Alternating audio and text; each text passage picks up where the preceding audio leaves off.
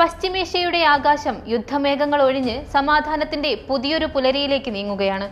ലോകത്തിന്റെ ഊർജ്ജസ്വരയായ ഹോർമുസ് കടലിടുക്കിൽ അമേരിക്ക ഉയർത്തിയ ഭീഷണികൾക്ക് മുന്നിൽ പതറാതെ നിന്ന ഇറാന് ഇത് നയതന്ത്ര വിജയത്തിന്റെ നിമിഷമാണ്. പ്രൊജക്ട് ഫ്രീഡം എന്ന പേരിൽ ഇറാനെ ലക്ഷ്യമിട്ട് അമേരിക്ക ആരംഭിച്ച സൈനിക നീക്കം താൽക്കാലികമായി ഉപേക്ഷിക്കുന്നതായി ഡൊണാൾഡ് ട്രംപ് പ്രഖ്യാപിച്ചിരുന്നു.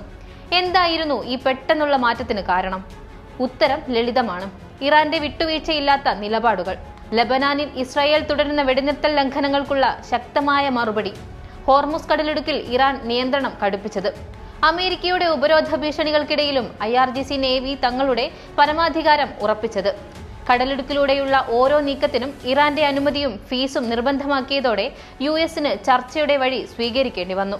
ഇറാന്റെ കരുത്തുറ്റ നയതന്ത്രം ലോകശക്തികളെയും ചിന്തിപ്പിച്ചിരിക്കുകയാണ്. ഫ്രഞ്ച് പ്രസിഡന്റ് ഇമ്മാനുവൽ മാക്രോൺ ഇറാനുമായി നടത്തിയ നേരിട്ടുള്ള ചർച്ചകളും ചൈനയിൽ വെച്ച് ഇറാന്റെ വിദേശകാര്യമന്ത്രി അബ്ബാസ് അറാക്ചി നടത്തിയ നീക്കങ്ങളുമാണ് സമാധാനത്തിന്റെ വഴി തുറന്നത്. പിന്നാലെ ഹോർമുസ് ഉപരോധം ബാധിച്ച 50 രാജ്യങ്ങളെ ഏകോപിപ്പിച്ചുകൊണ്ട് സമാധാനത്തിനായുള്ള പാരീസ് ഫോർമുല അവതരിപ്പിക്കപ്പെട്ടു. ചൈനയും ഇറാന്റെ നിലപാടുകൾക്ക് പിന്തുണയുമായി എത്തിയതോടെ അമേരിക്കയ്ക്ക് പിൻവാങ്ങേണ്ടി വന്നു. US ഇപ്പോൾ ഒരു കരാറിന് തയ്യാറെടുക്കുകയാണ്.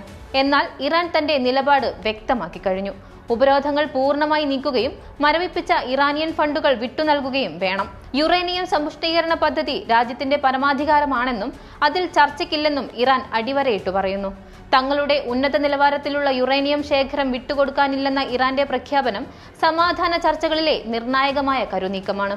ഓപ്പറേഷൻ എപ്പിക് ഫ്യൂറി നിർത്തുമെന്ന ട്രംപിന്റെ പ്രഖ്യാപനം വരുമ്പോഴും മേഖലയിൽ കനത്ത ജാഗ്രത തുടരുക തന്നെയാണ്.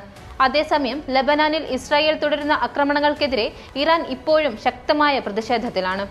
വെടിനിർത്തൽ വ്യവസ്ഥകൾ ലംഘിക്കപ്പെട്ടാൽ ആയുധം താഴെ വയ്ക്കാൻ ഇറാൻ തയ്യാറല്ല എന്നതും ഓർമ്മപ്പെടുത്തലാണ്.